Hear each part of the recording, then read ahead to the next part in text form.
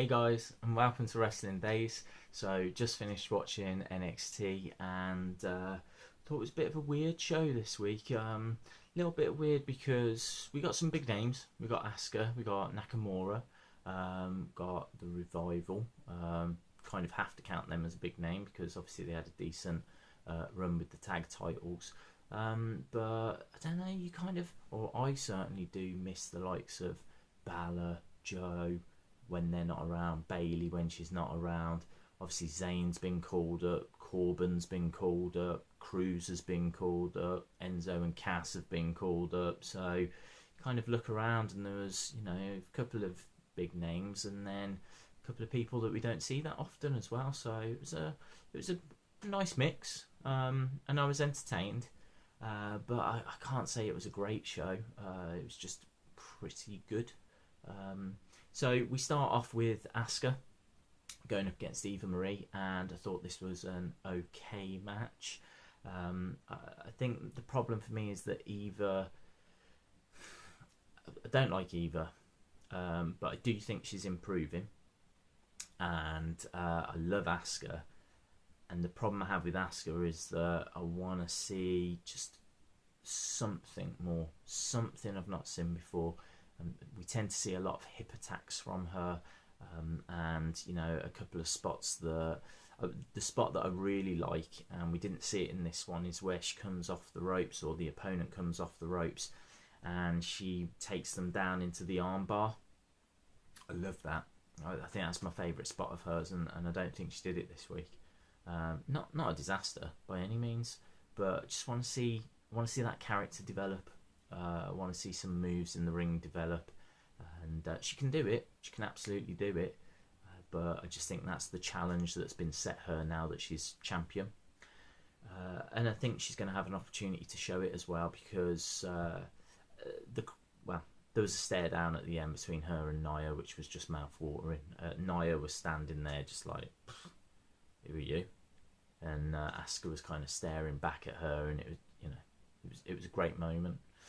The match itself, I think that Asuka allowed Eva too much offense. I think that wrestling has to be realistic. You've got the women's division needs like a Brock Lesnar kind of character, and that should be Nia, but it isn't, because Nia's not been booked that way. Really, Nia at Takeover London was facing Bailey and lost that match and suffered an injury and hasn't really been seen since. So her career, if you will, has kind of stalled for the past few months. I'm sure she could get back on track. I'm sure that they could build her up to those levels. Absolutely not a problem. But she's not there at the moment. The closest that we have is Asuka, who's just dominant and still undefeated. But she's absolutely dominant. So to see her just lying in the middle of the ring waiting for Eva Marie to do a senton bomb on her, you kind of go, that doesn't make much sense. There was a couple of nice moments in this, but as I said, I think that they allowed Eva too much offense, and I knew it wouldn't be a squash match. They've invested too much in Eva, and I'm absolutely fine with that. And as I said, I think that she is improving, but Asuka's got to look like a beast. Asuka needs to look like just a dominant champion, and don't know. This match was just okay for me. Next up, we got to see Samoa Joe victorious over Finn Balor. We only got highlights, which was a bit of a disappointment. I did want more than that. I wanted to see the whole match. I would love NXT LOL to get a takeover. I thought the crowd were fantastic. I think the clips from the match look fantastic as well. I don't want to see Joe Balor again. That would be the fourth time, if you count this one. And I just think that, the next time, if it was at a takeover, it'd be Demon Balor, and Demon Balor is undefeated, and so I don't want Demon Balor to get defeated in a bit of a pointless match. I know the NXT Championship isn't a pointless match, but there's no point Joe dropping it again. There's just not. So you might as well keep the belt on Joe, and you might as well put Balor in a different direction. And maybe that direction isn't NXT. But we'll have to see what comes out of all of this. But I thought the clips looked absolutely brilliant, and all it did was just hammer home how poor these tapings have been at Access. Now, if you were there, brilliant. I hope you had a great time. You've got no obligation whatsoever to cheer and make noise. You know, you go, you do what you want to do. But it doesn't take away from the fact that the TV tapings and the TV show definitely suffers if the crowd are not 100% like on board and really, you know, chanting away and getting involved. For me anyway, I like that interaction. I like it to feel, you know, that big fight feel. You only tune in once a week, you see, to NXT, and so I think it's important when you do that it feels like, you know, there's something happening.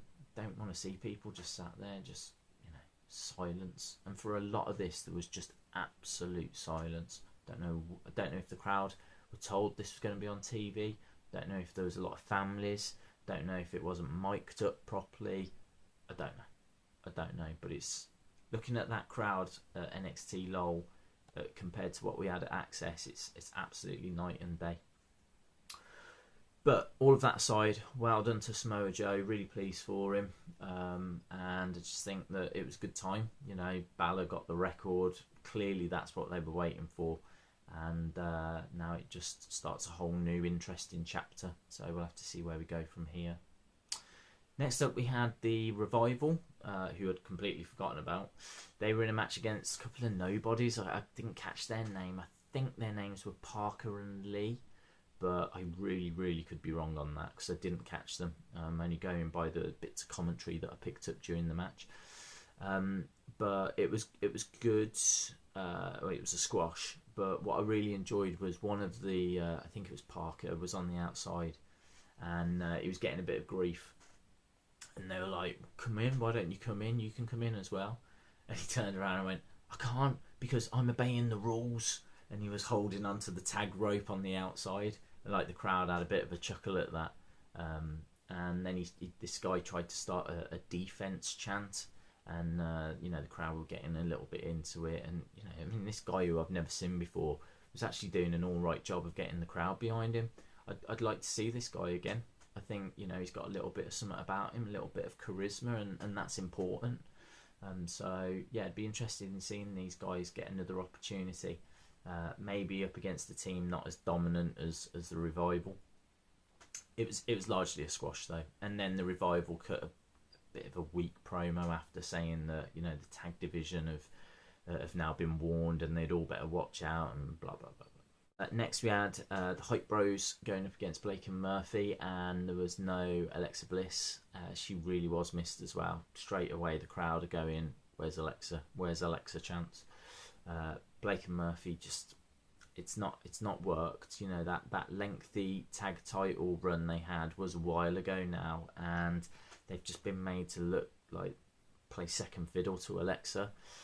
And so now they're just jobbers, and they look that way, and I really don't think they're getting out of NXT.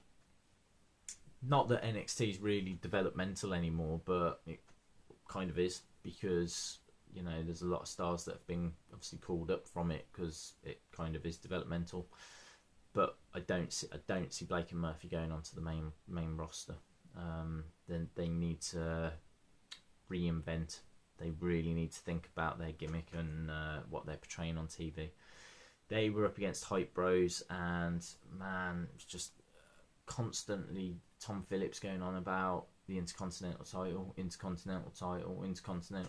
It's like, get over it. You know, that whole thing's moved on now. It's The Miz against Cesaro. Zack Ryder's not even in the Intercontinental title scene anymore. I know WrestleMania wasn't that long ago, but things have moved on. You know, he's a Hype Bro again now. I think this team are actually going to stay together, because I thought this might just be that they recorded it at Access and that's it. You know, this was maybe the last time we were going to see the Hype Bros. But they get jumped after the match. You know, the Hype Bros pick up the victory, which was a bit of a shock. Didn't expect that. It was a bit of a flat match. Wasn't really into it. But the Revival came down and jumped the Hype Bros. Why are they doing that? That's a fall from grace, isn't it? You know, 1 second you're the tag team champs up against American Alpha, and next minute you're beating up Mojo Rawley. Not sure.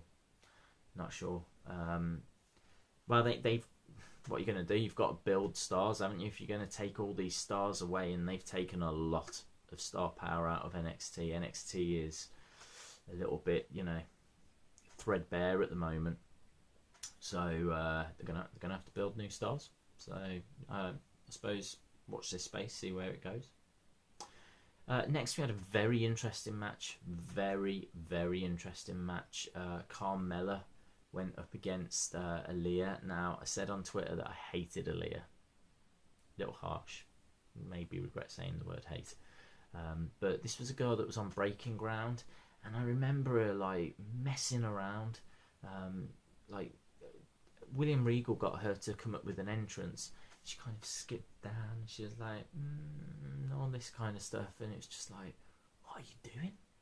I mean, honestly, you could get someone in off the street to do a better job than that. And this is a girl that's in the performance center. This is a girl that wants this as a career. I just didn't see it in her. And then she was in the Battle Royal not that long ago to try and find the #1 contender, the one that Carmella won. And she looked awful in that as well. And these are the only times that I'd seen her. So when I saw her come out going up against Carmella, I was not excited in the slightest. She was all right. There was a couple of moments that she, her facial expressions were quite good. She was looking like disgustingly at Carmella. She was talking a bit of smack in the ring. Great moment where she jumped onto Carmella's back and took her to the ground. I like to see that. I like to see these MMA kind of influences coming into modern day wrestling. So I well done for that. Also, she did a leg drop off top rope, which looked okay. And then she kind of, the rest of it was her taking a beating, and it was all right. It wasn't as if it was juddery or stop start. As a first showing, a couple of things in there that I thought were noteworthy. And in all fairness, my expectation was through the floor. So, as long as she didn't fall over at any point, she was, going to impress me. So let's not take it out of context. But yeah, she did better than what I was expecting. Carmella looked good as well. Love that inverted triangle finisher of Carmella's. I really do. I think it's a great move. And I think she could be all right. She needs to keep developing that character, though. Coming out and doing the same stuff you've been doing for 2 years, just it's not going to cut it. And not if you haven't got Enzo and Big Cass around to, so you can get a bit of star power off them. She needs to kick on. They kind of all do, to tell the truth. And then it was main event time. Nakamura against Elias Sampson. Don't know. Don't really know what to say about this. Nakamura's amazing, fantastic entrance. Sampson didn't really do anything wrong. He didn't offend me. They kind of just put on an okay match. Wasn't brilliant. That Graves loves screaming that Kensia or whatever it is. Nakamura's finisher. He makes it sound like the most epic move ever, but it's just like a shin to the head. Don't know. Doesn't really excite me. I think Nakamura needs a better finisher than that. In my opinion, anyway, because you've got a megastar. He's an absolute megastar. So yeah, main event was a bit off. I'd say the best match was probably the first one, Asuka Eva Marie, and even that was just okay. So in ring wise, it wasn't a great night. I think the match I was most impressed with was Carmella and Aaliyah, just because it did better than what I thought. Cool. Don't forget you can follow me on Twitter at Wrestling Days UK, and if you haven't subscribed, it'd be brilliant if you did. Really would appreciate it, because I've got loads more videos on the way. Thanks a lot for watching. Hope you enjoyed NXT. Obviously, let me know your thoughts in the comments below, and hopefully see you again next time. Bye for now.